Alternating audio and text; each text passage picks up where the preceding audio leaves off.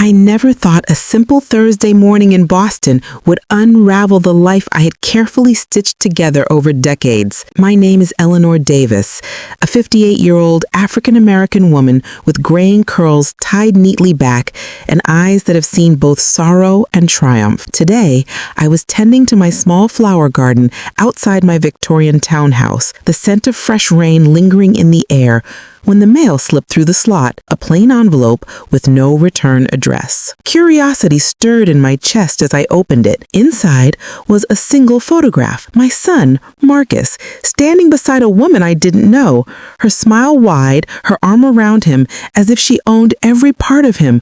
My heart clenched. Something in that picture whispered betrayal. The day replayed memories I had tried to bury. Marcus had always been cautious, kind, and fiercely loyal, a reflection of the values I instilled in him. Yet here he was, smiling with someone who had no place in his or my life. My hands trembled as I set the photograph on the kitchen counter, the morning sun casting shadows over the image like a warning. I poured myself a cup of coffee, sitting by the window, watching the street stir with life. Thoughts collided inside me. Had I missed something? Was my son already deep in trouble, entangled with someone who could destroy the bond we shared? As a mother, a protector, I felt both dread and determination. I would find out the truth, no matter what it took. By evening, Marcus walked through the door, unaware of the photo lying on the counter. His face, warm and familiar, should have comforted me. Instead, it ignited a fire I had long contained. "Mom?" he said, smiling. "How was your day?" I stood silently for a moment, measuring the weight of my next words. "Marcus? Who is she?" I asked, voice calm but sharp, like steel hidden in silk. His smile faltered, a flicker of guilt crossing his features. She's just a friend, Mom. I didn't mean to worry you." A friend. My heart whispered otherwise. The intuition honed by years of life told me this was far more than a friendship. I decided then and there I would not confront him with anger. Instead, I would uncover the truth quietly, with patience and strategy. Justice didn't always roar. Sometimes it whispered, and I had learned how to listen. As night fell over Boston, I lit a single candle on the kitchen table, its flickering flame a symbol of hope and vigilance. I whispered into the shadows, "I will protect what is mine. I will find the truth." Outside, the city lights blinked like distant stars, oblivious to the storm beginning to stir in my life. The next morning, the photograph still sat on the counter, mocking me with silence. I brewed a fresh pot of coffee, inhaling the bitter aroma as if it could steel me for the storm ahead. Marcus left for work without a word about her, but I could sense the tension in his gait. A mother's instincts rarely lie.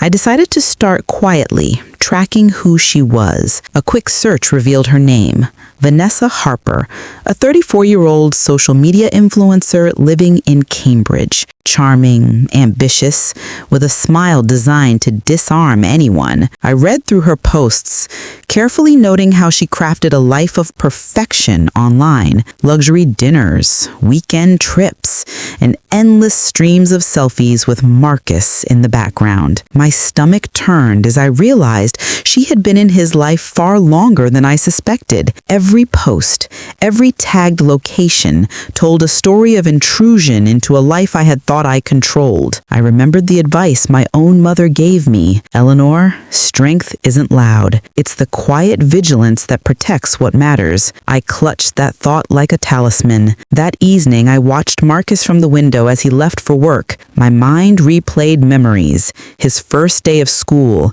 his awkward teenage crushes, the night he cried after losing his first job. Each memory a thread binding him to me, to the life I had built with unwavering love. Could I trust him to make the right decisions when someone like Vanessa was manipulating him? I resolved to confront him, but not with accusations. That would only push him away. Instead, I would guide him to see the truth on his own. Sometimes, letting a child discover betrayal themselves leaves a deeper mark than any lecture could. Late that night, I found myself scrolling through Vanessa's social media once more. I noticed a post that made my blood run cold. She had shared a story about a sweet surprise from Marcus, with a caption praising him for making life brighter and richer. The subtle bragging, the calculated positioning. She wasn't just a friend. She was positioning herself to take more than just Marcus's attention. The next morning, I called my longtime friend and lawyer, Mrs. Grace Whitman, a sharp-witted 62-year-old African-American woman who had always been my voice of reason. "Grace," I said, "I think Vanessa Harper is more dangerous than we imagined. I need to know my legal footing, just in case." Grace chuckled softly over the line. "Eleanor, I've seen a lot in my years, but it sounds like your maternal instincts are already one step ahead. Let's gather evidence carefully. We won't confront, but we will protect. Always." With that, a plan began to form. Surveillance, documentation, careful observation. I would not act out of anger. I would act out of love with precision. That evening, I watched Marcus leave again, but this time I had my notebook ready. I jotted down times, social media activity, and patterns. Every small detail was a potential clue. Justice wasn't rushed.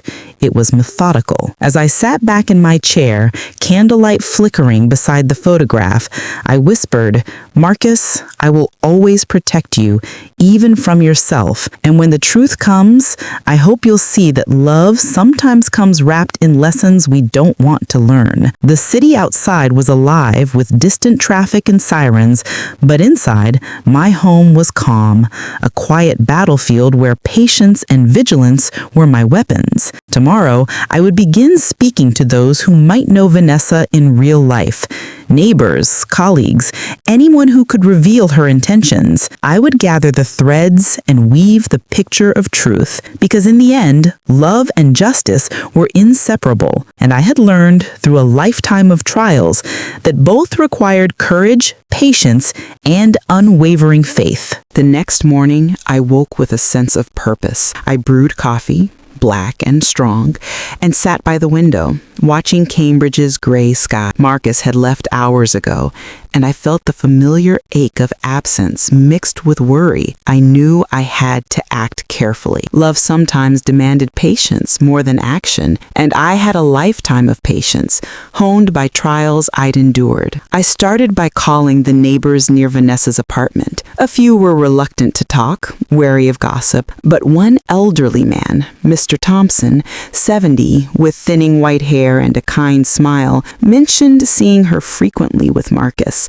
always smiling as if orchestrating a scene. "He's clever," he said. "You won't see the manipulation until it's too late." His words were a confirmation of what I already suspected, and my heart sank with both relief and dread. Next, I reached out to Vanessa's colleagues, social workers, clients, anyone who could provide insight. I discovered small inconsistencies, missed appointments, vague explanations for large donations, and subtle but pointed comments about Marcus's generosity. Each piece fit together like a puzzle, forming an image I could barely look at without flinching. That evening, Marcus returned home, carrying groceries, whistling softly. His casual demeanor was infuriating, but I held my tongue. Instead, I asked gently, "Marcus, have you noticed anything unusual with Vanessa's stories? Anything that seems off?" He shrugged, setting the bags down. "Mom, she's been nothing but kind to me.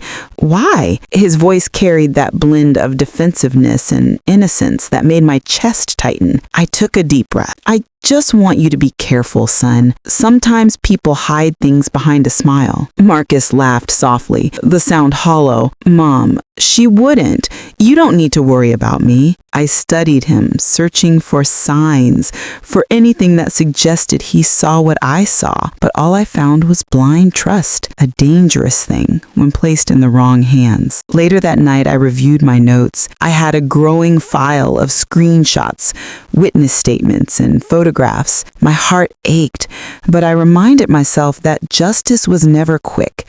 It was deliberate. I wasn't acting out of vengeance. I was acting out of love. The next morning, I called Grace Whitman again. We need to proceed carefully, I told her. We can't accuse anyone without proof. But as she's manipulating Marcus, we need to protect him before he loses everything. Grace's voice was firm, reassuring. Eleanor, you're doing the right thing. Keep documenting.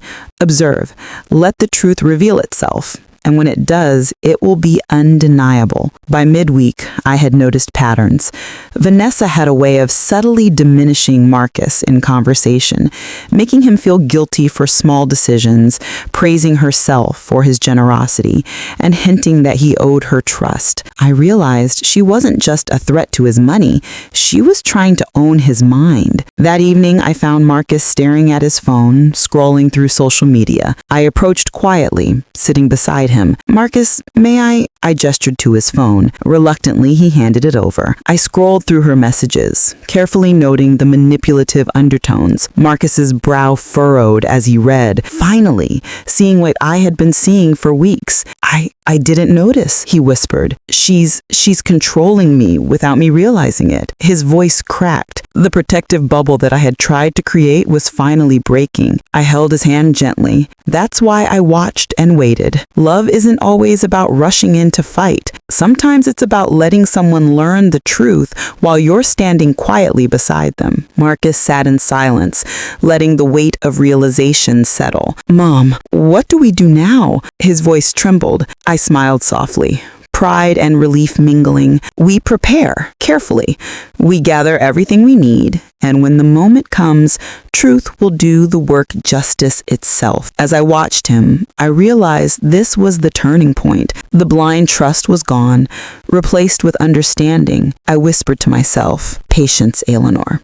Justice is near, and love will guide the way. The wind outside rattled the windows, carrying the faint scent of rain. Candlelight danced across the walls, casting long shadows in the room. But inside, I felt steady. A mother's love was a force that could endure manipulation, deceit, and fear, and still emerge resolute and unshaken. Tomorrow, we would move one step closer to exposing the truth. I could almost taste the release, the moment when Marcus would be free of her influence and reclaim the life he deserved. And when that day came, I knew we would rise, not just as mother and son, but as guardians of truth and justice. The next morning, Cambridge was wrapped in a soft fog, the kind that muffled sound and made the streets look like a painting in muted grays. I stood on the balcony, sipping coffee, letting the chill wake my mind. Today felt pivotal. Today, the first threads of truth would begin to unravel,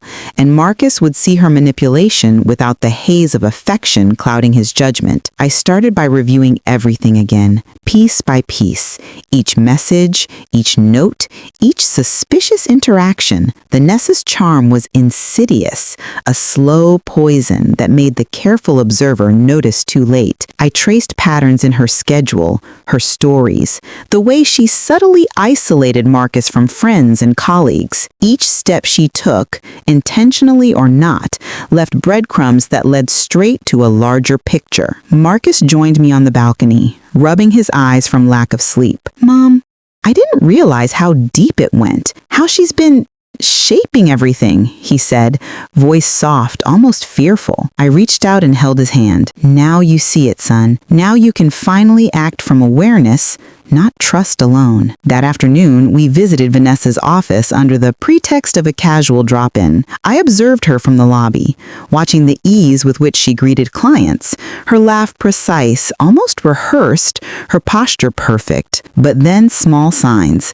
an eye roll when she thought no one could see, a tense shift of her shoulders when Marcus entered the room, betrayed the performance. I felt a pang of anger, but I kept it contained. Rage would cloud judgment.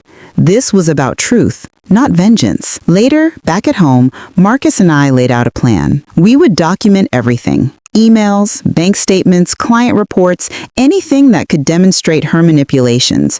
Marcus became focused, determined, no longer the naive man swept by charm. The burden of betrayal weighed on him, but now It was balanced by clarity and resolution. One evening, as I organized the files, I felt a sense of calm determination. The storm of deceit was no longer invisible. Each piece of evidence, each observation, was a step toward justice. But more importantly, Marcus was reclaiming himself. I whispered softly to myself, "Truth doesn't need to be shouted. It only needs to be revealed to those willing to see." As night fell, the city's lights shimmered through the fog, casting the streets in gold and gray. Marcus sat across from me, reviewing documents, occasionally shaking his head in disbelief. "I can't believe I didn't see it before, Mom. I trusted her completely," I replied. "You did what anyone would do. But now, son, you're learning the most important lesson of all. Trust is precious, but awareness is survival. And love is patient, observant, and protective. By the time the rain began to fall, drumming softly against the window, I felt a quiet pride. Marcus was no longer blind. The first threads of manipulation had been exposed, and we were ready for the next step, reclaiming control, restoring clarity, and ensuring justice without cruelty. The following morning, the fog had lifted, leaving Cambridge streets crisp and wet, glinting from last night's rain. I brewed a strong cup of tea and handed one to Marcus. Today, we move carefully. Observation first, action second, I reminded him, the words firm but gentle. He nodded, his usual energy tempered by the weight of the revelations. The man I saw before me was no longer the one blindly trusting charm. He was alert, watchful, and ready to reclaim his life. We decided to visit Vanessa's apartment under a casual pretense. She had invited Marcus for brunch several times in the past, claiming friendly gestures, but this time it was an opportunity to see her routines, her reactions, her true priorities. I stayed in the car nearby, Marcus walking up the path with cautious confidence. Through the large bay windows, I saw her preparing tea, her movements precise, almost meticulous. Everything about her was designed to project normalcy, but small details, the way she glanced at her phone before responding to a text, the subtle tightness in her jaw, betrayed tension beneath the surface. It was satisfying in a quiet way, seeing her controlled facade falter in the presence of scrutiny. Marcus returned to the car with a measured expression. "She's hiding more than I thought," he whispered, voice low but steady. "I saw receipts and some gifts she bought. There's a pattern here. Not generosity, but manipulation." I nodded. "Patterns reveal the truth, son. They are the language of deception. You only need to learn to read them." Over the next few days, Marcus and I compiled our evidence into a comprehensive portfolio. Emails were time-stamped and highlighted, bank records juxtaposed with claims she had made. Every subtle act of manipulation was documented, every half-truth noted. It was tedious work, but the meticulous process brought clarity. Each document was a piece of armor against uncertainty, a shield of truth against emotional manipulation. Then came the call I anticipated but dread. Vanessa, realizing her control was slipping, contacted Marcus. "I know you're upset, but please can we talk? For the sake of what we have?" Her voice was honeyed, smooth, and precise, the same tone she had used for months to sway him. Marcus listened, silence heavy over the line. Finally, he said, "Vanessa, I know everything now. Every lie, every manipulation. I trusted you, and you broke it repeatedly. It's over." Her gasp echoed through the receiver, a subtle tremor hiding behind feigned calm. "Marcus, don't throw away what we've built. I love you. I loved the idea of you, not the woman I see now. Goodbye, Vanessa." I could see the relief in his posture even over the phone. He had reclaimed his voice, his dignity, his perspective. That evening, we celebrated quietly at home. No grand gestures, no champagne, only tea and the comfort of knowing the first real victory against betrayal had been won. Yet the emotional toll was evident. Marcus leaned back on the sofa, weary but relieved. "I can't believe how blind I was, Mom. I thought love meant trust without question." I reached over, squeezing his hand. "Love does not blind, son. It teaches patience, discernment, and resilience. You will never forget this lesson, but you will grow stronger because of it. As night fell, the city lights reflected off the wet streets, casting a quiet glow into our apartment. Marcus sat reviewing the documents one last time before storage, each page a testament to the resilience of truth. I watched him and felt a deep maternal pride. My son had been tested, betrayed, and yet he had risen. The next morning, as sunlight streamed through the tall windows, Marcus turned to me, a rare softness in his eyes. "Mom, I want to help others like me. People who've been manipulated, deceived. I want to be part of your foundation." I felt my heart swell, the weight of all we had endured settling into quiet satisfaction. "Then, son, we will do it together. Justice, healing, and guidance. We will turn the pain into light for others." From that day onward, our small apartment became a hub of quiet planning and resolute. Marcus spent hours learning the nuances of advocacy, contacting lawyers, community leaders, and nonprofits. I guided him, shared my experiences, and together we plotted a course of justice and redemption that was fair, ethical, and illuminating. Through all of this, I realized the most profound truth. Betrayal is not the end.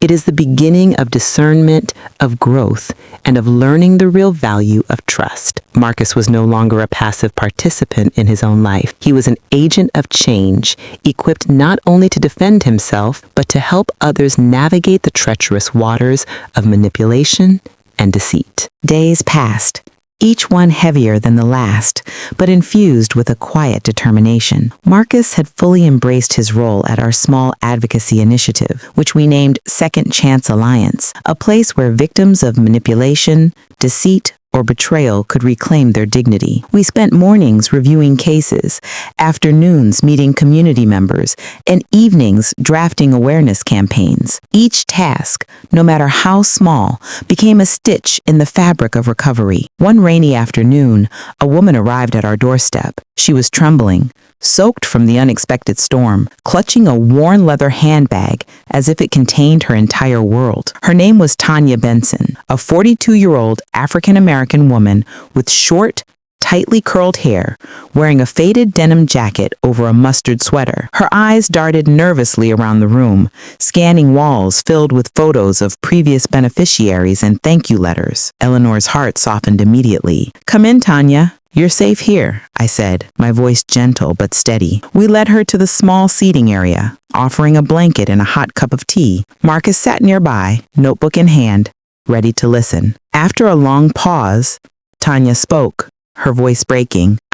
I don't even know where to begin. My husband, he said he loved me, but all these months he's been taking everything. My savings, my inheritance. I don't even know how he did it without me realizing." She lifted her hands, shaking slightly, as if she couldn't believe the betrayal herself. I reached over, gently touching hers. "Tanya, what you feel is valid. The pain of betrayal is heavy, but acknowledging it is the first step toward reclaiming your life." Marcus nodded, adding, "We'll guide you through this. You're not alone." Over the next hour, Tanya recounted details, financial documents hidden from her, manipulated family members, and a web of lies that left her isolated and fearful. As she spoke, I realized something powerful. The patterns of manipulation, though unique in each case, shared one undeniable truth. They always preyed on trust. Together, Marcus and I carefully outlined a plan for Tanya: secure legal counsel, freeze suspicious accounts,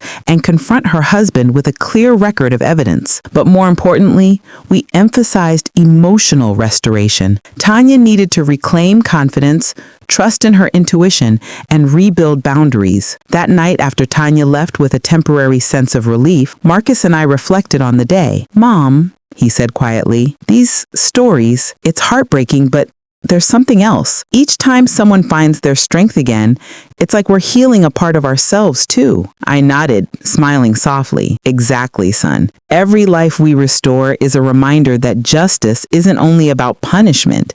It's about balance, redemption, and guidance." The following week brought another challenge. A man named Jonathan Price 37, arrived seeking help. Unlike Tanya, he was skeptical, guarded, and suspicious of every gesture we made. His betrayal was different. He had been manipulated into laundering money for a colleague who had promised mentorship and success, only to leave him exposed to legal consequences. Jonathan's situation required delicate handling, combining legal advice with emotional reassurance. Through hours of discussion, review of evidence, and guidance, Jonathan began to recognize the path forward. Marcus, observing closely, provided support by sharing his own experience with Vanessa's deceit. It was a moment of profound connection. Marcus speaking from experience, Jonathan understanding the vulnerability, and I guiding both through the nuances of recovery. Our small office had become a sanctuary of hope, a hub of quiet empowerment. Each day, new stories unfolded, each person reclaiming autonomy, confidence, and dignity. And as Marcus grew more confident in guiding others, I realized my son had transformed completely, no longer a victim of manipulation, but a pillar of strength for those still struggling. That evening, I lit the small candle on my desk, its gentle flame reflecting the quiet warmth of the room. Marcus, seated nearby, looked up from his notes. "Mom, do you ever get tired?" I smiled, glancing at the flickering light. Tired, perhaps, but every smile we restore, every life we help reclaim, it's worth every ounce of effort. That's the purpose we've found, son. That's what makes us strong. Outside, the rain continued, drumming softly on the windows, blending with the quiet hum of the city. In that gentle rhythm, I felt a sense of completeness. Betrayal had introduced pain, manipulation had tested our hearts, but through patience, courage, and unwavering truth, we had found a sanctuary of justice and hope, not only for others, but for ourselves as well. The following weeks seemed to fly, though each day carried the weight of someone's pain and the subtle triumph of their small victories. Tanya progressed steadily.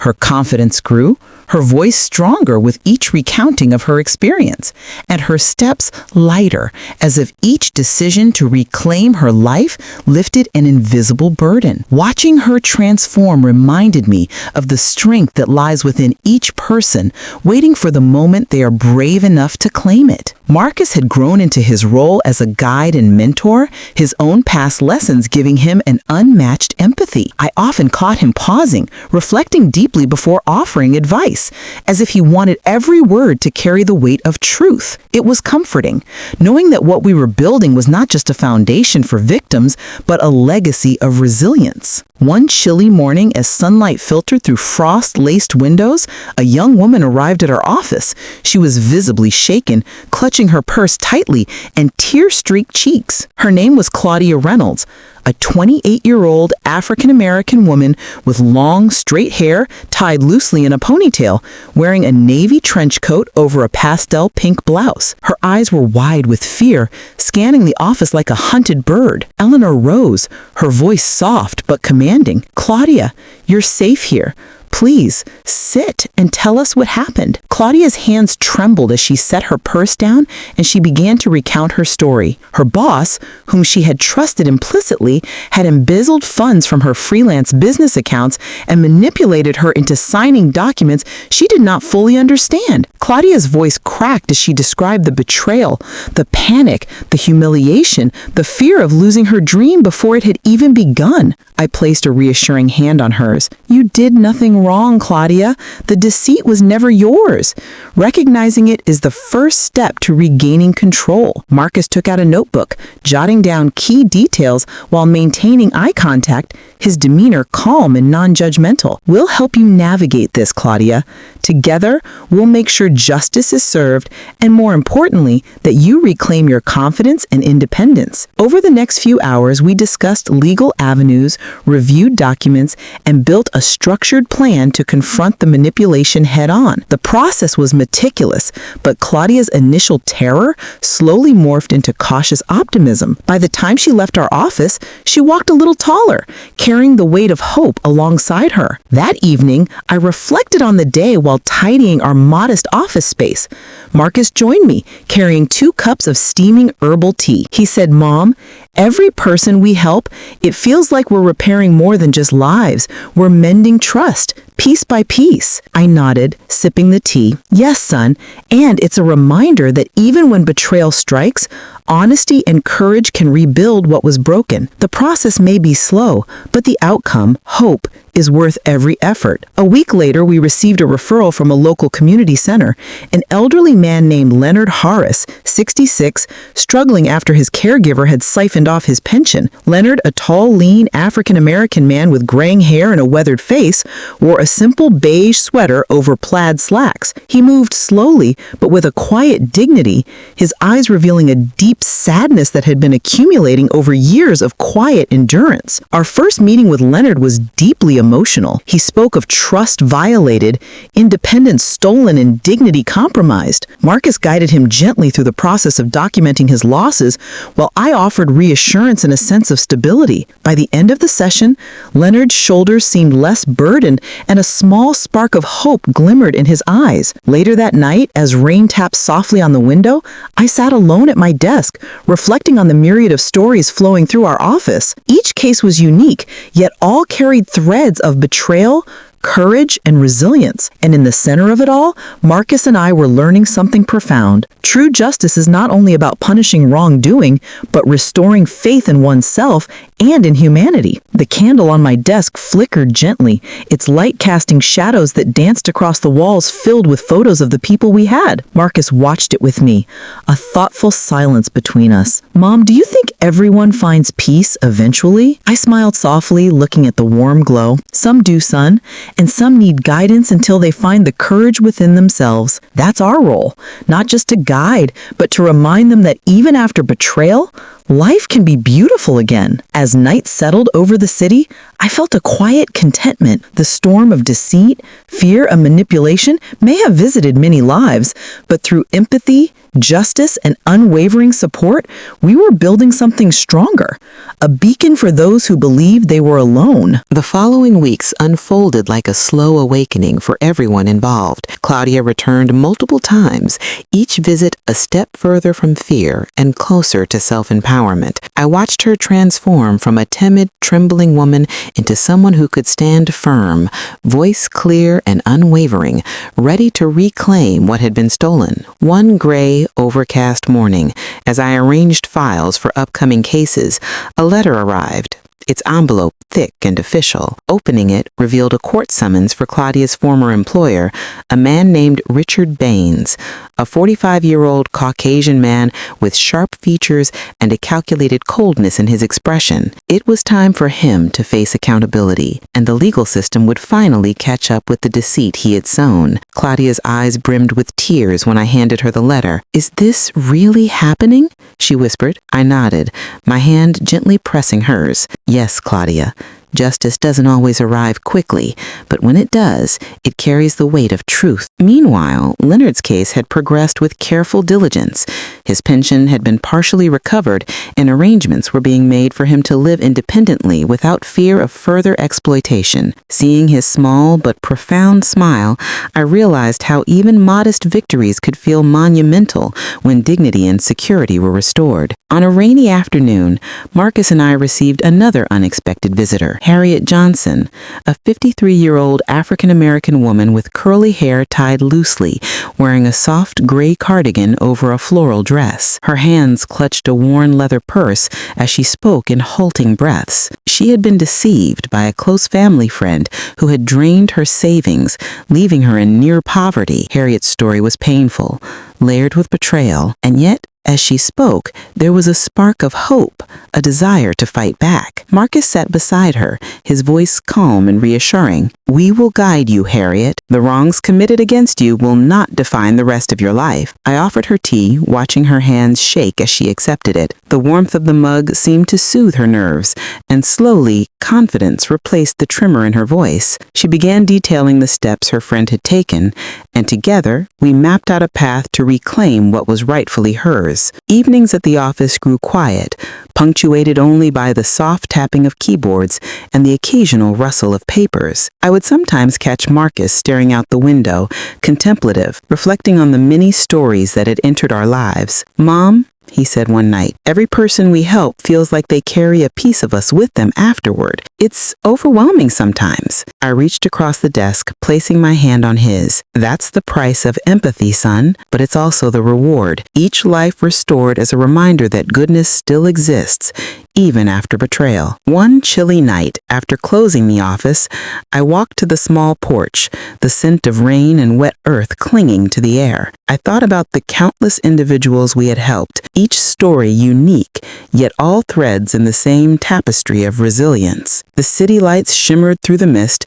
and I felt a profound gratitude for the journey we were on. A week later, Claudia's case reached its first major hearing. She appeared confident, her posture straight, her voice strong. Sitting beside her, I felt the quiet pride that comes from seeing someone rise from despair to self-empowerment. Marcus stood nearby, a reassuring presence, offering nods of encouragement. The courtroom was tense, each word carrying the weight of past deception. When the judge ruled in Claudia's favor, the relief was palpable. She wept softly, not in sorrow, but in release, the tension of months of fear finally evaporating. Walking out of the courtroom, she whispered, "I can breathe again." I smiled, my heart swelling. "Yes, Claudia, and now you can live freely." Back at the office, Leonard and Harriet joined us, sharing small victories of their own. Leonard had received the first installment of his recovered pension, and Harriet had regained access to her savings, the sense of empowerment shining in her eyes. Each story reinforced a powerful lesson. Even after profound betrayal, life can restore balance when guided with compassion and justice. That night, Marcus and I shared a quiet dinner, reflecting on the week. "Mom, do you think people ever truly forget the pain of betrayal?" he asked, stirring his tea. I looked at him, thoughtful. "Perhaps not fully, son, but forgiveness and action can transform the pain into something meaningful, a chance to reclaim control, to teach others that honesty and integrity are always worth fighting for." The rain continued outside, but inside, the warmth of our office and the lives we touched remained unshakable. Each person who entered carried a story of loss, but they also left with hope, a reminder that no matter how deep the betrayal, life's light could still find a way through. The following morning, the city was cloaked in mist, the streets slick with overnight rain. I stepped into the office, the scent of damp concrete and blooming flowers mingling faintly in the air. Marcus was already there, reviewing new case files with meticulous care. "Mom, there's another urgent matter," he said, sliding a folder across the desk. Inside the folder was the story of Yvette Collins, a 47-year-old African-American woman with deep-set eyes and tightly coiled hair, wearing a beige trench coat over a white blouse and black trousers. Yvette had been swindled by her closest friend, Tara Fields, who had convinced her to invest her life savings into a fraudulent business venture. Now Yvette faced eviction and the looming threat of losing everything she had worked so hard for. As I read through the documents, I felt a familiar ache, anger mixed with sorrow. "We'll help her, Marcus," I said quietly, voice steady. "Justice may not erase the past, but it can restore what's been taken." We arranged a meeting with Yvette at our office. Her hands trembled as she entered, clutching a worn handbag. Her eyes darted nervously around the room, searching for safety, for a hand to hold on to. I gestured for her to sit, offering a calm smile. "Yvette, you've taken the first step by coming here. Now, we'll take the next steps together." Over the next several days, we poured through financial statements, contracts, and correspondences, tracing every dollar that Tara had siphoned off. Marcus coordinated with a financial investigator while I met with Yvette regularly, teaching her not just how to recover funds, but how to rebuild confidence and assert her voice. One evening, after a long day, I watched Yvette practice confronting Tara via roleplay. "You stole from me, Tara. You betrayed my trust," she said aloud, voice trembling at first, then growing stronger with each repetition. I felt a swell of pride. The girl who had walked into our office afraid to speak her own name was now ready to claim her truth. Meanwhile, the other clients continued to bring new challenges and stories of resilience. Leonard had started volunteering at a local senior center, helping others avoid the same pitfalls he had encountered. Claudia had launched a small initiative within the community, teaching financial literacy to women who had experienced similar betrayals. Marcus and I observed quietly, heartened by the ripple effect of justice and healing. On a particularly foggy foggy afternoon, we received news that Tara Fields had fled the city, attempting to hide from the repercussions of her deceit. But the law had been tipped off, and her assets were frozen pending further investigation. Yvette's relief was palpable. "I never imagined I could feel this free again," she whispered, tears sliding down her cheeks. That night, after the office had emptied, I sat by the window, watching the fog curl around the streetlights. I reflected on the lives that had intersected with ours, the betrayals, the hardships, and now the faint glimmers of hope. Marcus joined me, placing a hand on my shoulder. "Mom, do you ever feel that all this pain is worth it?" he asked softly. I nodded, my gaze fixed on the street below. Every tear, every sleepless night, every struggle, it's all worth it when we see someone rise from the ashes. The pain shapes them, teaches them, and eventually guides them back to themselves. Days turned into weeks, and Yvette's case progressed. Court hearings were intense, filled with tension and raw emotion.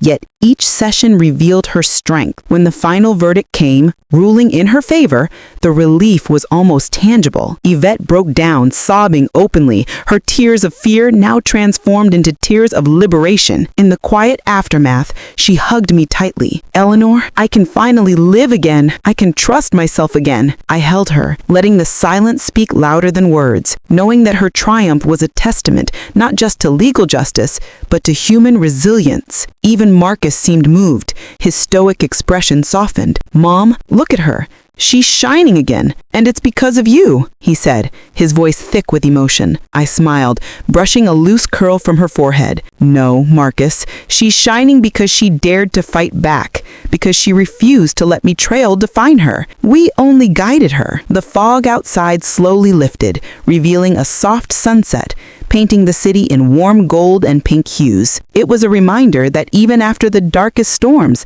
light returns. Gentle, persistent, and unwavering. That night, as the office doors closed, I whispered a quiet prayer of gratitude for every person who came through our doors with a story of deceit. For every moment of fear and uncertainty, there was also courage, resilience, and the chance for redemption. And that, I realized, was the true reward. The next morning, the office hummed with quiet energy. Sunlight streamed through the blinds, casting sharp lines across the polished floor. I walked past Marcus, who was already coordinating calls, and glanced at the stack of new files on my desk. Each folder represented a life disrupted, a story that demanded attention, and a soul that needed guidance. One folder in particular caught my eye: Selena Monroe, a 52-year-old African-American woman, mid-height, strong build, with shoulder-length dark brown hair streaked with gray,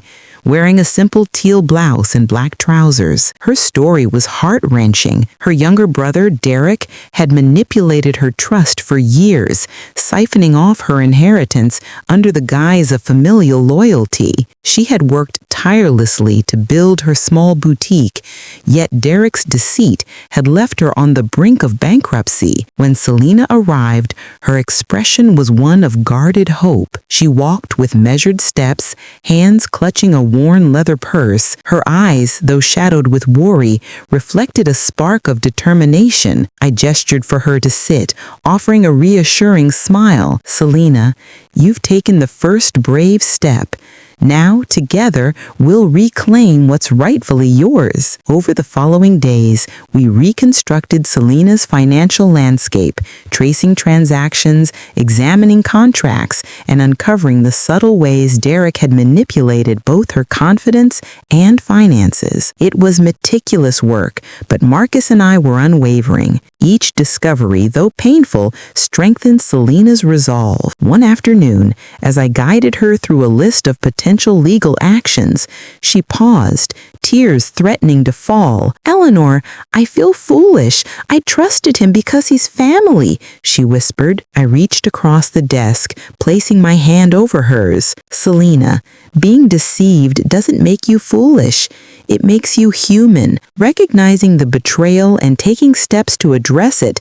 That's courage. Our work extended beyond paperwork. I encouraged Selena to reconnect with her boutique clients and community, slowly rebuilding her confidence. I watched her stand before her employees one morning, chest lifted, voice steady, as she explained the changes she was making. The woman who had entered our office fearful and uncertain now commanded respect, her presence radiating quiet strength. The legal process, however, was arduous. Derek resisted at every turn, attempting to manipulate court proceedings. Yet Selena's newfound assertiveness, combined with meticulous documentation, proved insurmountable. When the final judgment returned in Selena's favor, tears streamed down her face, not just for financial vindication, but for reclaiming her dignity and trust in herself. That evening, after the courtroom emptied, Selena and I sat in her boutique,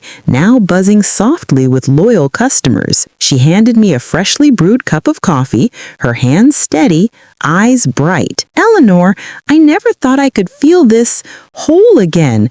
Thank you for reminding me who I am." I smiled, feeling the familiar warmth that comes from witnessing someone rise from despair. Meanwhile, Marcus observed quietly, pride evident in his gaze. "Mom, every time you guide someone, it's like watching a flower bloom after a storm," he said, his voice hushed, reverent. Outside, the sky was painted in late afternoon golds and purples, reflecting off wet streets still glistening from a brief rain earlier in the day. I inhaled deeply, savoring the scent of fresh rain mixed with the faint aroma of Selena's candles. Each moment was a reminder that, even after betrayal, life has a way of renewing itself. Later, back in my office, I revisited Selena's original files, now marked with notes of victory and progress. The satisfaction wasn't in the financial restitution alone. It was in the restoration of faith,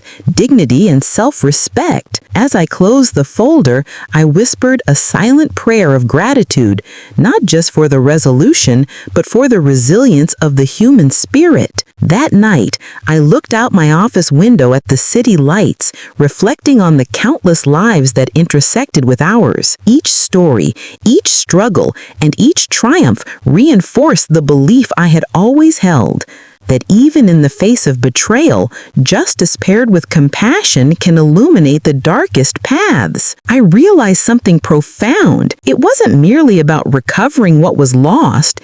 It was about helping people rediscover themselves, to trust again, and to rise stronger than before. The journey of Selena Monroe was yet another testament to the fact that even when shadows linger, light can always find its way. The days following Selena's victory were filled with quiet reflection. I found myself wandering through my home early in the morning, sipping coffee while the sun's first rays touched the walls. Each moment reminded me of the countless women I had guided, the stories of betrayal, loss, and ultimately redemption that had become part of my life. But this morning felt different, heavier somehow. It began with a call from Judith Harper, a 58-year-old African-American woman, tall with an athletic build, piercing dark eyes and short, wavy black hair flecked with silver. She spoke with urgency, her voice tight with suppressed emotion. Her son, Ethan, 32, had recently confessed that he had made a grave mistake,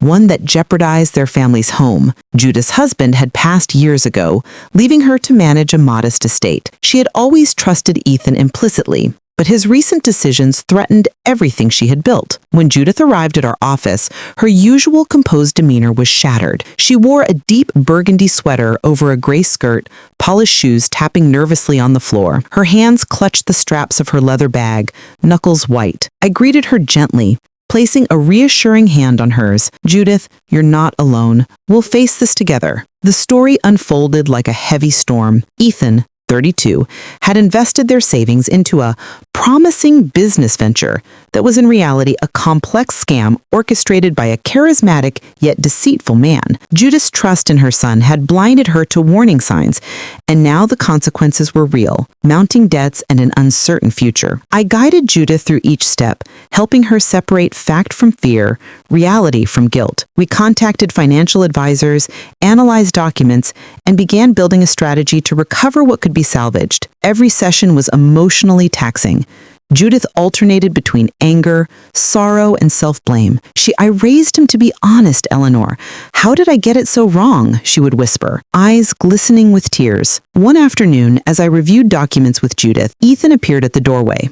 He looked smaller than I expected, his confident demeanor replaced by guilt and fear. His tailored shirt clung awkwardly, sleeves rolled up nervously, and his normally neat hair hung in disarray. Mom, I ruined everything, he confessed, voice trembling. Judith's face was a mask of conflicting emotions, shock, relief, and a simmering anger that threatened to spill over. She clenched her fist before opening her arms slowly. Ethan, come here, she said softly. He hesitated, then stepped forward, shoulders hunched, eyes brimming with tears. I watched silently as mother and son embraced, a long, tremulous hug that spoke of forgiveness and the fragile hope of second chances. It was a reminder that love often survives the gravest betrayals, yet it requires courage and humility to restore. The following days were a whirlwind of hard work. Ethan, determined to make amends, assisted Judith in restructuring her finances. He met with lawyers, contacted creditors, and even approached the very scam operators under strict legal guidance. Though the process was grueling, he displayed a newfound maturity and respect for responsibility. Meanwhile, Judith's confidence began to return. She held community meetings to share her story, cautioning others about trust, accountability, and the dangers of blind faith in even the closest relationships. Her voice, once soft and uncertain, now resonated with the strength of someone who had confronted pain and emerged wiser. One evening, as I closed my office door, Judith lingered in the doorway. Eleanor, I don't know how to thank you enough, she said, eyes glistening under the warm lamplight. You didn't just help me recover what was lost, you reminded me how to trust in myself again. I smiled, feeling that familiar warmth deep in my chest. Judith, the true strength was always inside you. I just helped you see it clearly. Later that night, I sat by the window with a cup of chamomile tea, reflecting on the day. The city lights flickered like stars on a river of asphalt, and the soft hum of distant traffic filled the air. I realized that each story of betrayal and redemption wasn't just about financial loss or deceit. It was about the human capacity to heal, forgive, and reclaim one's own life. As Judith and Ethan walked home, their silhouettes framed by the street lamps, I felt an undeniable sense of peace. Life's storms may batter us, yet even in the darkest nights, the light of forgiveness, love, and justice can guide us home. The next morning, a golden light spilled across my desk, illuminating the files that had become my companions through years of guiding families like Judith's. I sipped coffee slowly, letting the aroma anchor me to the present. Today felt different, charged with anticipation.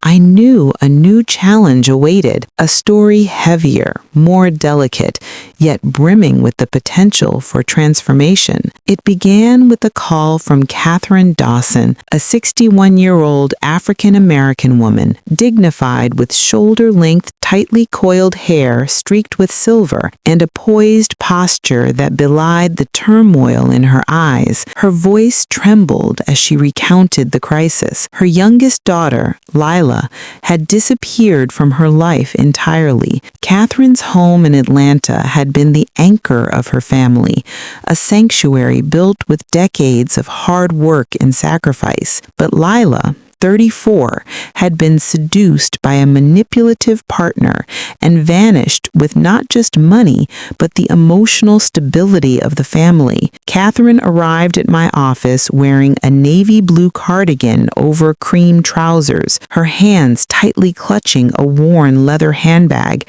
as though it contained not just her personal items, but her very courage. Eleanor, I don't know where to begin, she murmured, eyes glistening. I gestured for her to sit, offering a comforting smile. Start wherever you feel safe, Catherine. We'll take it one step at a time. She unfolded a story steeped in heartbreak. Lila's partner, a suave but deceitful man named Damien, had convinced her to leave behind the family home, assets, and trust under the guise of a fresh start in London. Catherine's faith in her daughter's judgment had made her blind to Damien's manipulation, and now she faced not only financial loss, but a profound sense of personal betrayal. We began systematically tracking Lila's steps. Emails, bank statements, and mutual contacts slowly revealed Damien's network and the extent of his schemes. Each revelation tightened Catherine's chest, but I reminded her gently yet firmly, "You are stronger than the betrayal, Catherine. Your courage brought you here. Trust that strength." A week later, an unexpected twist arrived. Lila, exhausted and frightened, reached out herself. Her voice, wavering and raw, conveyed regret and desperation. "Mom, I didn't know who to trust. I thought he loved me, but I see now I was blind." Catherine's hands trembled as she listened, tears streaming down her face. The mother she had nurtured, the child she had raised with every ounce of care, was finally speaking the truth. The reunion was quiet but powerful. Lila, 34, petite with long, dark, curly hair, wore a simple gray sweater and faded jeans, her face pale from weeks of anxiety. Catherine enveloped her in a warm embrace, whispering over and over, "You're home, baby, you're home." For the first time in weeks, Lila allowed herself to lean into forgiveness, tears mingling with relief and acknowledgement of her mistakes. In the following days, Catherine and Lila worked tirelessly to reclaim their stability. Damien's influence was undone by legal intervention, aided by evidence we meticulously collected. Lila expressed deep remorse, and Catherine, while shaken, offered a pathway forward built on accountability and trust. The process was painful, but each step reaffirmed the indomitable power of maternal love. Through it all, I reflected on the profound lesson Catherine embodied, that forgiveness does not erase pain, but strengthens the bond of love, offering a chance to rebuild even fractured lives. The resilience of a mother's heart can withstand deception, greed, and betrayal, and still bloom into hope. One evening, as I closed my office, Catherine lingered at the doorway. "Eleanor, I can breathe again. I see now, even through heartbreak, love finds a way." I nodded, feeling the quiet triumph of human endurance. "Yes, Catherine, and your story will inspire others to trust love and forgiveness, even when it seems impossible." Outside, the Atlanta skyline shimmered under the soft glow of twilight. I lingered by the window,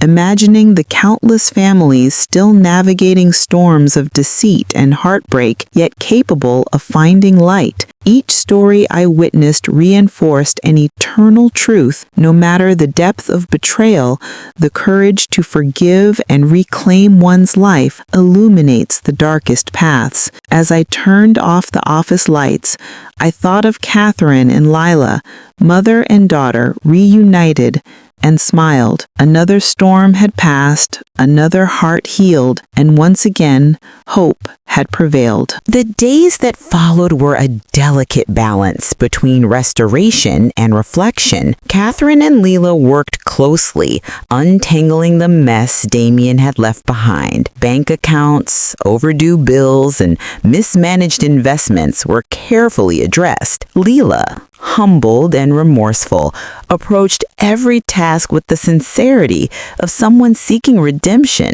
One afternoon, as we sat in the sunlit conference room of Catherine's home office, Lila asked quietly, "Mom, how did you forgive me so quickly? I left, I lied, and I hurt you beyond repair." Catherine, 61, with her calm, commanding presence, brushed a stray curl from Lila's face and said softly, "Darling, Love doesn't keep score. Forgiveness isn't about erasing what happened.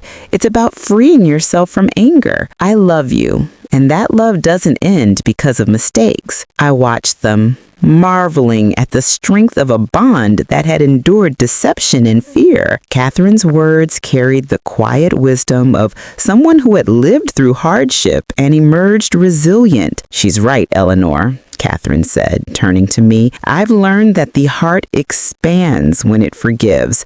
It doesn't shrink because of betrayal. That evening, Catherine and Leela invited me to join them for dinner at a small Atlanta bistro. Leela, still pale from recent stress, smiled, genuinely, for the first time in weeks. I want to help others, Mom, she said, voice resolute. I want to prevent other families from going through what we did. Catherine nodded approvingly. That's the spirit, baby. Your journey doesn't end here. Let it be a beacon for others. Over the next few weeks, Leela began volunteering at a local nonprofit focused on family reconciliation and financial literacy, guided by Catherine's gentle mentoring. She met women and men who had been misled, deceived, or abandoned by loved ones. Each story she encountered mirrored fragments of her own past. Every grateful smile, every tear of relief she witnessed strengthened her resolve. One rainy afternoon, Leela called Catherine in tears. A young woman named Marissa, just 29, had arrived at the center after losing her trust fund to a manipulative partner. Leela guided her patiently, showing empathy that only someone who had fallen and risen could offer. Catherine, observing quietly from the side, placed a reassuring hand on her daughter's shoulder. This is your gift, Leela. You've learned the hardest lessons, and now you can help others without judgment. The transformation in Leela was remarkable. No longer weighed down by fear or shame, she became a voice of reason and compassion. And Catherine, 61, remained the steadfast anchor, embodying the unwavering strength of maternal love. I realized then that redemption often begins with one person daring to forgive, and that act ripples outward, touching lives far beyond the initial hurt. One evening, Catherine and Leela invited me to join them for home tea. The soft golden glow of the lamps, the aroma of jasmine tea, and the quiet hum of the city outside created a sanctuary of peace. Leela recounted a story of a woman she helped that day, a story of lost hope reclaimed, and Catherine listened with pride in her eyes. We were broken, Eleanor, she said, but we found our way, not because the world gave us justice, but because we created it for ourselves. I looked at them, the mother and daughter united, hearts intertwined in love and understanding. It was a scene of triumph, not over anyone else, but over pain, fear, and betrayal. The storm of Damien's deceit had passed, and in its place rose a foundation of trust, resilience, and hope. Catherine's words lingered in my mind as I left that evening. Never underestimate the power of love, Eleanor. It rebuilds what betrayal tries to destroy, restores what lies have stolen, and lights the path for those who follow. I knew she was right. I had seen it with my own eyes. Lives healed, hearts restored, and a mother's love unwavering, guiding her child back from the brink. As I walked through the streets of Atlanta, rain lightly falling and glistening on the pavement, I felt a deep sense of fulfillment. Stories like Catherine and Leela's reminded me why I dedicated my life to this work. Pain may strike, deception may wound, but the courage to forgive and the strength to rise again create a legacy far more powerful than any betrayal. And as the city lights reflected off the wet streets, I whispered to myself, hope always finds a way. The weeks turned into months, and the transformation in Lila grew more remarkable with each passing day. The nonprofit she volunteered at began to see significant improvements. Families who had been fractured by deception and financial mismanagement were slowly finding their footing again. Lila, once hesitant and fearful, now approached each case with patience and courage. She had discovered the power of using her own mistakes as a roadmap for helping others. Catherine, 61, watched her daughter with quiet pride, though she never let Lila see the depths of her emotions. In their living room, sunlight streamed through the wide windows, illuminating Catherine's calm, strong features as she sipped her morning tea. "Eleanor," she said one morning, "you see this?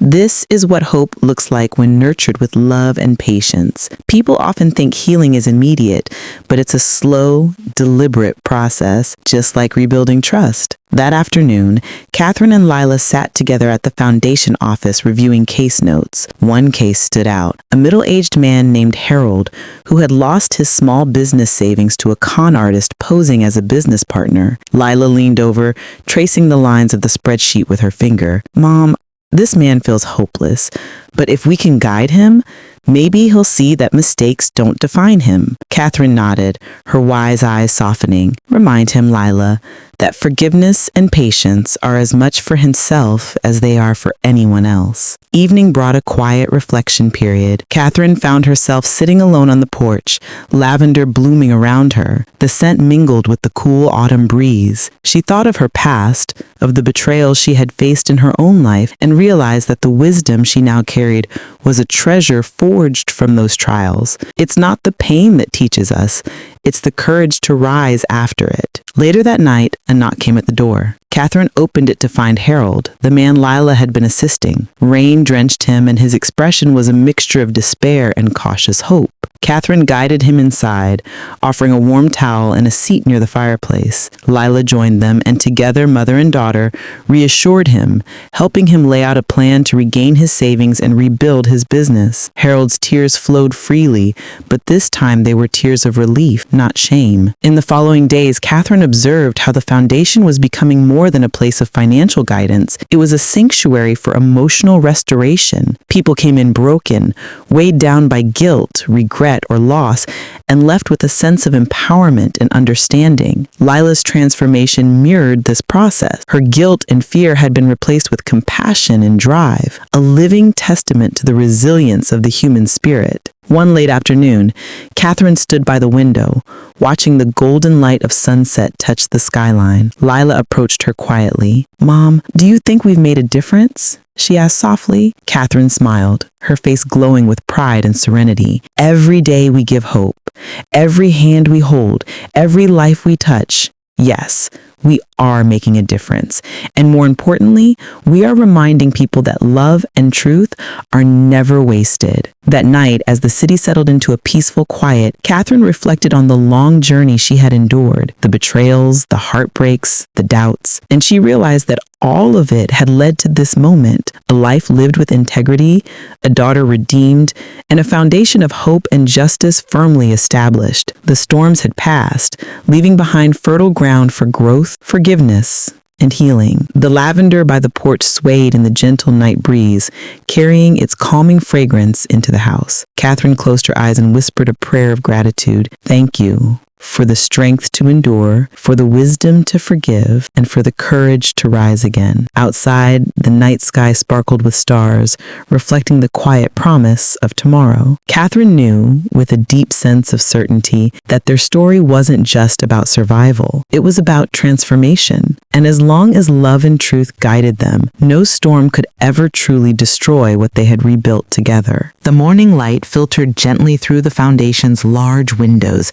casting a golden glow on the organized desks and smiling faces of volunteers. Catherine sat at her desk, a warm cup of tea in hand, watching Lila help a young woman named Marissa, whose family had recently been torn apart by deceitful relatives. The woman's tears were drying now, replaced by a tentative smile, and Catherine felt the familiar swell of pride. This, she thought, was the true measure of success.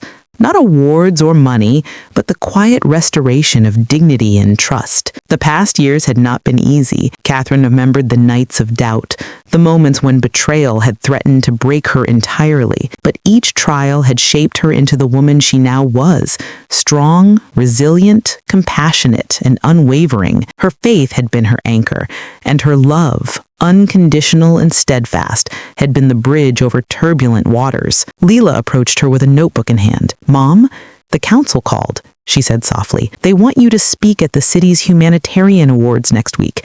They've heard about the foundation's work, about what we've accomplished together. Catherine's lips curved into a gentle smile. I'll go, of course. But I hope what I say isn't about us. I want it to be about the people we've helped, about hope, and the courage to forgive. As the day progressed, volunteers came and went, sharing stories of lives touched, trust restored, and hearts healed. Catherine felt an overwhelming sense of purpose, knowing that the ripple effect of their work would extend far beyond the walls of the foundation. Each act of kindness, every patient conversation was a seed planted in fertile soil. That evening, Catherine and Leela walked to the nearby park, the autumn leaves crunching underfoot. The sky was painted in shades of orange and violet, and the gentle breeze carried a hint of lavender from Catherine's garden at home. They paused by a small fountain, watching the water dance and sparkle in the last rays of the sun. "Mom," Leela said, her voice quiet but firm, "do you think people can truly change?" Catherine looked at her daughter, the depth of her eyes reflecting both hope and wisdom. "Yes, my child," she replied, "but change requires courage, courage to face one's mistakes, to make amends, and to open the heart to forgiveness. And that's exactly what you've done. You've faced your fears, admitted your faults, and chosen a path of purpose." As they walked back, the city lights began to twinkle. Catherine paused for a moment, inhaling the crisp evening air. "Life," she whispered, "is full of storms, but even after the fiercest storm, there's always the possibility of calm, of growth, of new beginnings. What matters is that we rise again, stronger, and with love still intact." Back at home, the foundation's banner hung proudly in the living room, a symbol of resilience and justice. Catherine sat by the window, the candle flickering gently beside her as she reflected on the journey she had endured, the betrayals, the setbacks, the losses, and ultimately the triumph of truth and love. She realized that true justice was not measured by revenge, but by restoration, compassion, and the courage to keep moving forward. Leela joined her, handing over a cup of tea. They sat together in silence, the quiet comfort between mother and daughter deeper than any words could convey. Catherine reached for Leela's hand, squeezing it gently. "Thank you, my dear," she said, her voice soft but full of meaning, "for trusting, for learning, and for walking this path with me. Together, we've built something that no one can ever take away. Hope, love, and the courage to forgive." The night sky shimmered outside, stars reflecting the countless lives they had touched. Catherine blew out the candle, letting its glow fade into the darkness. She felt at peace, knowing that despite everything, love had endured, truth had prevailed, and forgiveness had triumphed. And to anyone listening to this story tonight, remember, no matter how deep the betrayal, no matter how heavy the pain, the heart has an incredible capacity to heal. Stand tall, forgive, and embrace the light that comes after the storm. Life always leaves a door open for those willing to enter with courage and love. As Catherine closed her journal for the final time, she whispered to the quiet room, "Thank you for every lesson, every tear, every moment. And to anyone out there, may your heart always find its way home."